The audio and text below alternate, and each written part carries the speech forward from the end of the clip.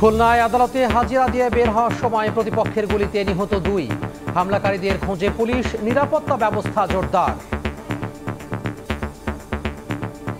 আইন শৃঙ্খলার যে অবস্থা, এইভাবে তো একটা খুলনা শান্তপ্রিয় খুলনা নগরী, এটা তো মেনে নেওয়া যায় না। মানুষের জানমাল নিরাপত্তার স্থানে প্রশাসনও ঠিক সেই হিসেবে তাদেরকে, এই মানুষদেরকে প্রোটোকল দিতে পারছে না। যারা এই আক্রমণটি ঘটিয়েছে তাদের ব্যাপারে আমাদের তথ্য সংগ্রহের কাজ চলছে।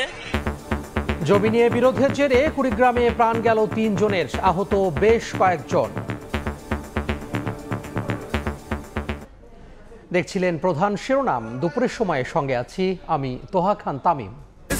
এবার অন্যান্য শীর্ষ সংবাদ। কথা বলতে পারলেও কাটেনি সংকট, বেগম জিয়ার শারীরিক অবস্থা অপরিবর্তিত, স্বাস্থ্যের উন্নতি হলে নেওয়া হবে বিদেশে, দেশবাসীর দোয়া চান বিএনপি নেতাকর্মীরা। নির্বাচনের পরিবেশ নিয়ে হতাশ এনসিপি, সরকারের নিরপেক্ষতা নিয়ে প্রশ্ন, মতভিন্নতা ভুলে ঐক্য চায় বিএনপি, ক্ষমতায় গেলে কথায় নয় কাজে প্রমাণ দেবে জামাত। কুষ্টিয়ায় 6 হত্যা মামলায় জাসদ নেতা ইনুর বিরুদ্ধে সূচনা বক্তব্য, কাল থেকে সাক্ষ্য গ্রহণ শুরু, অভিযোগ গঠনের রিভিউ আবেদন খারিজ। ঢাকায় নয় জেদ্দা বিমানবন্দরে কাটা হয় সৌদি প্রবাসীর লাগেজ, দাবি শাহজালাল পরিচালকের। জানানো হয়েছে সৌদি কর্তৃপক্ষকে, হারানো মালামাল উদ্ধারের আশা।